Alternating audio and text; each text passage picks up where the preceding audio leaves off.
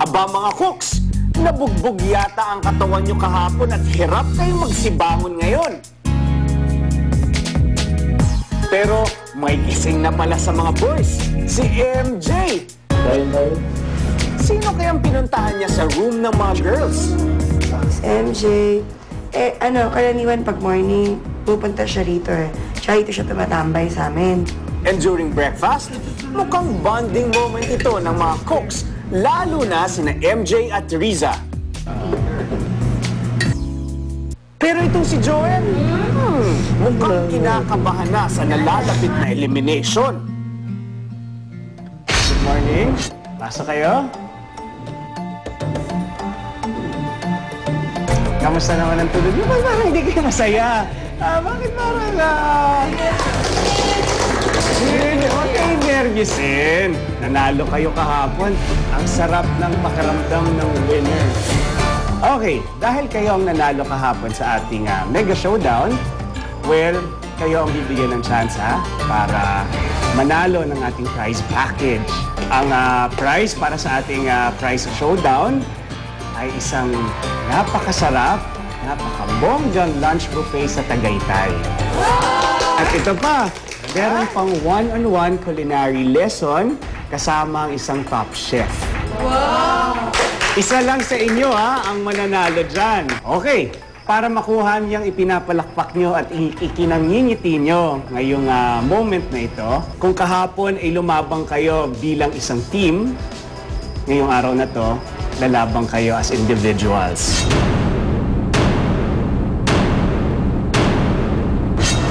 Ang mga sundalo natin, di ba, kahapon, bukod sa matitibay ang mga loob nila, matitibay din ang mga sikmura nila. Dahil kapag nasa gubat sila, they have to survive. So kahit na ano, kailangan nilang kainin. So Marlin, Jazz, Dory, Dolph, King, ngayong araw dito ay mealworm, kuhol, igat, palaka, kuliglig. And then nung binuksan, nagulat ako kasi yung isa doon, parang isa doon sa kinakatakutan ko yung higad. Kasi takot ako sa ahas.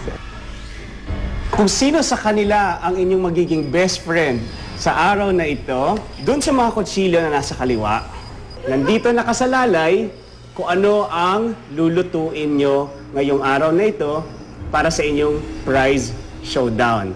So, who goes first? Go. Igat. Yan ay eel. Kuhol! Tuwang-tuwa si Dory. Palaka ang lulutuin ni Marlin Ting.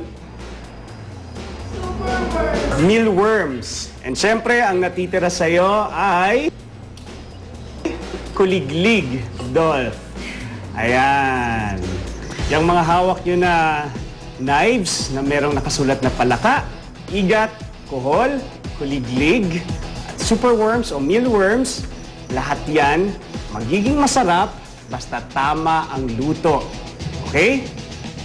You have 30 minutes para lutuin ang bawat ingredient na naka-assign sa inyo. Alright! Cooks! Pasiklaban na!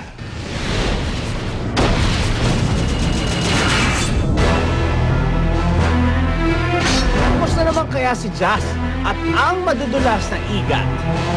Sa totoo lang, sa limang yun ang pinakamahirap patayin. Kasi sobrang slimy.